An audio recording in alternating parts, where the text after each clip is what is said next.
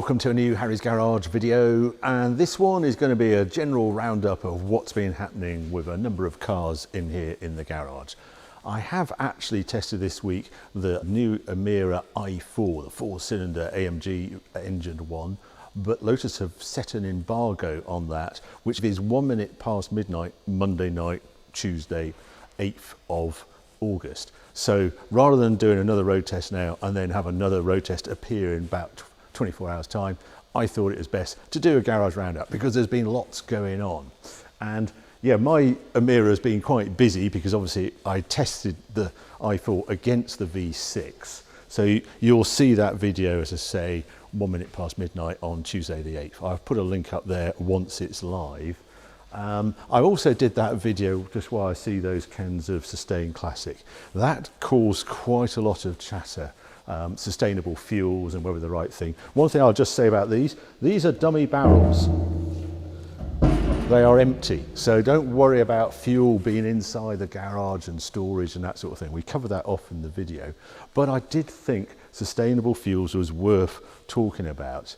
David Richardson, who I got in from Corrigan, went into the science, and it went very deep into the science of sustainable fuels and e-fuels. I saw no other way of doing it. I wanted to get the science out there because it is confusing.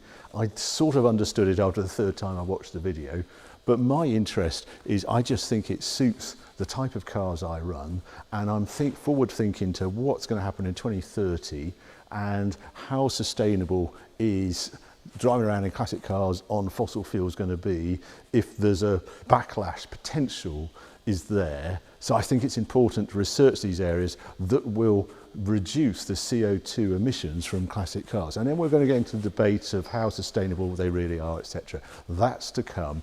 I believe they are. Anyway, we'll explain that over the coming months. But getting back to the garage. So yes, Emira, been busy.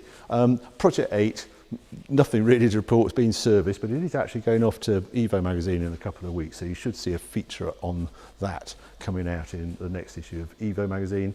The Jaguar Coupe, as you all know, the weather's been terrible, so it is absolutely perfect. We are planning a road trip with that once harvest is out the way. As you know, I do Harry's farm as well, and harvest is very delayed this year because we're having a rubbish summer.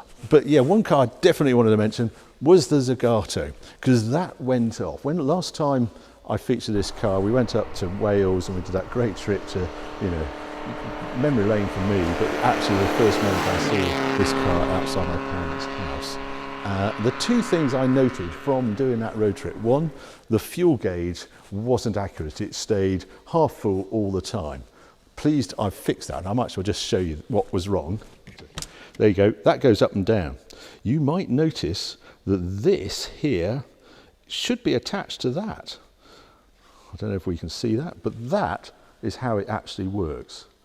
I don't know if that works on there. That goes up and down, and that's how a fuel gauge works. That had popped out of there, so this was going up and down and not moving that. I'd actually, Dane White's very kindly sent me a new one, so I've put the new one in, so I've sort of got a spare. Now I know what was wrong with it. The other thing was the sound this car made.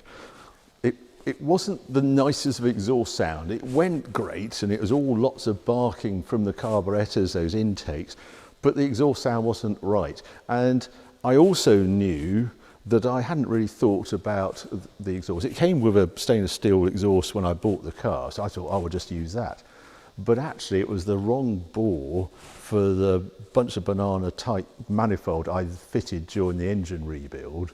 The standard exhaust fitted inside that, when actually you want the exhaust to go on the outside of the manifold because it builds a bit of resistance in if the exhaust is smaller than the exit of the manifold, if that makes sense. I then asked Dane White about exhausts on it, what we should do, and the other neat trick is a Group 4 rally exhaust on this. Come out the side, or they came out the back like this, but straight through. The standard exhaust is actually transverse, and it goes round the houses transverse and then comes out the back. This one now goes straight. I went down to Fast Road Conversions who are in Ashford, a long way away from here, and they built a bespoke exhaust. And this stainless steel, I like the guys down there. They understand these sort of cars. They're not crazy priced, and they also did the exhaust on the XJ Coupe, which is just the best sounding car ever. And so I had confidence that they'd get the note right. I think it's slightly quieter than the previous exhaust, but I haven't heard it from the outside. So actually at the end of this video, I'm going to drive this car out and I will just go off my little bit of road and get a recording of it, what it sounds like from the outside. From the driver's seat, it's fantastic. I'd also show you this little thing. Sometimes you see Fulvia Sports with a little window up there. That is my back window. I can put it high enough. It's actually powered by a little motor there, and this car doesn't have sort of back windows that open. It has a rear tailgate that you adjust from the dash, and it also means you have to wind it up like that to get into the boot. So if you see a little Fulvia like that, he's just got the window open just so you can hear the exhaust a bit better. No fumes come in, but it's something unique, I think, on the little Lancia Fulvia Zagato. Yeah. The other car that should be in the garage at the moment is the Lamborghini Espada, which had come back from the interiors with the 123 distributor finally fixed, and we did 400-500 miles in it, and it was really good. And I took it up to Hetherington Hall Concours in Suffolk. Fantastic event. Stayed up there, and they have a tour on the Friday. Went out on the tour, charged off. Within 10 miles, it had stopped. And unbelievably, it's yet again the rotor arm issues that had snapped in half, and it just left me stranded side of the road. I was absolutely fuming. This is ongoing. All we're trying to do is get sparks to the spark plugs in this rebuilt Lamborghini, and we just don't seem to be able to achieve it, even with a brand new 123 distributor. Long and short, RAC came out, they managed to glue it together, and I thought, well, this should work. But when we put it all back together, we then realised the 123 distributor had lost its map for the ignition system. Don't want to go into too much detail, but basically I've had enough. The bearing at the top of the distributor was waggling around. That is what had caused the rotor arm to smash against the inside of the distributor. That's what broke the rotor arm. Enough, had it. So I'm back, car's back at Ian Tyrrell's, and we are rebuilding the original distributor and putting illumination ignition in it. So that is a story 2 years on from it coming back from its rebuild, to be continued. And I am absolutely furious with this being let down with substandard parts, just getting sparks to this engine that is beautifully rebuilt and flies and everything's great when it works. The Project 7's had a service, £760, quite a big service because I changed the brake fluid on it, done in May. Poor car has not turned a wheel since we were away in June into early July, and then it's rained nearly every day since. So the poor Project 7 just hasn't turned a wheel this year. Now, I know I said I'll be doing tests on the F40 and the F50. The weather again has intervened just to make it really hard. Owner of these cars wants to come along. He's been out the country, and we just haven't actually been able to plan it. I'm now cancelling any thoughts of doing the test on that, because if the weather's good, I'm going to be harvesting on the farm. So I'm afraid they're going to wait. I'd like to think in September, October time, we may be able to test those cars. And Countach is back, obviously, in the garage, and it's driving absolutely terrifically. Super quiet, as I was amazed on that video when I drove it at Ian Tyrrell's that first time after the engine went back in. Basically, those gears that we had to wait for, that Polistorico had modified in the gearbox and only sent us one of the gears, and we had to wait for the second gear to come in, have reduced massively gearbox noise over a standard Countach. And that was the bit that so amazed me when I drove this car for that first time, because there was no gearbox noise. Every single Countach I've ever driven had a gearbox sound. This one obviously was way past the point of, acceptance, and it definitely needed a rebuild. But I've never experienced a silent gearbox in a Countach until this one, and it's all because it had those modified gears that Polistorico hasn't told anyone about, but they make the gearbox super quiet. So I'm very pleased with that. That's got a big thing happening as well, which I'll go into in a few weeks' time. You'll find out what we're doing with that. Now, the Testarossa should be parked beside it.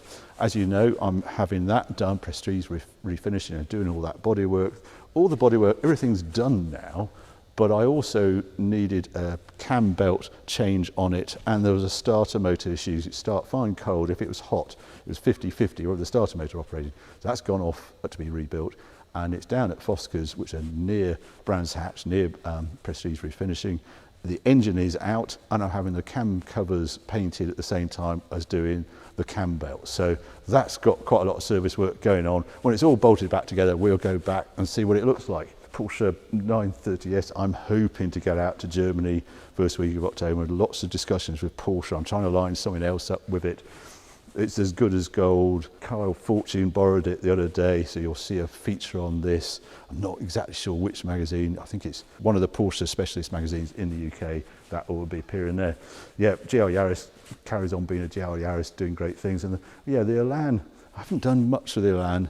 I'm finding I'm driving the Fulvia more than the Elan since having the pair together. I suppose it's the new toy in the garage, but the Elan has been used a couple of times. But again, the weather isn't playing ball for classic cars and bikes. Oh, finally on the bikes, I took the BMW R80 GS Paris-Dakar. I actually went down to Goodwood.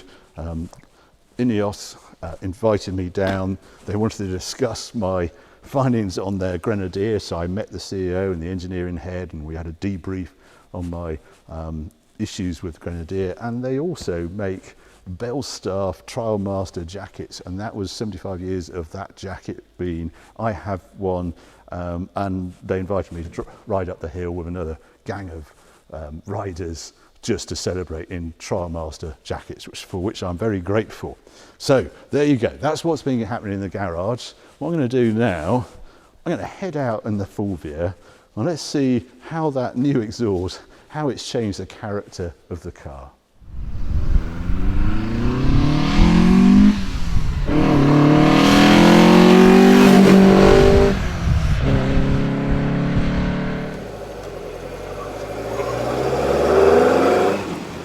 Splutters slightly around 2000 RPM, even though I've actually put the longer trumpets on the carburetors, if you remember those. But the exhaust has made quite a difference to this car.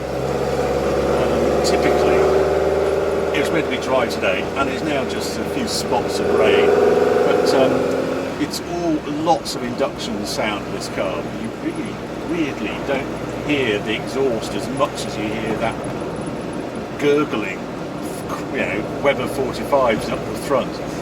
And the other strange thing about these Fulvia, these V4s, are quite a lumpy sort of tick over. You can't work out how many cylinders they are.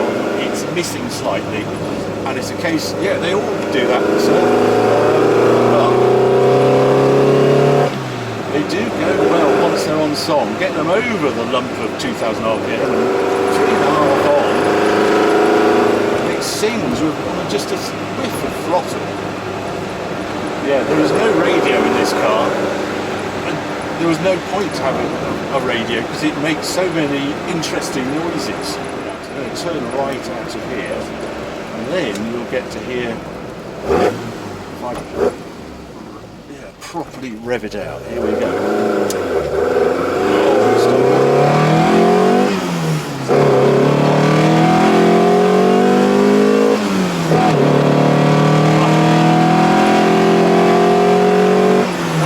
BDA sort of sound.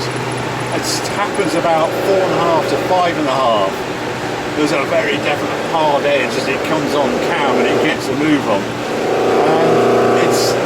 I'm pleased to report it's got real sparkle at the top end now that was missing with the old standard exhaust. The big bore exhaust, I'm sure, has made a significant difference to top end power.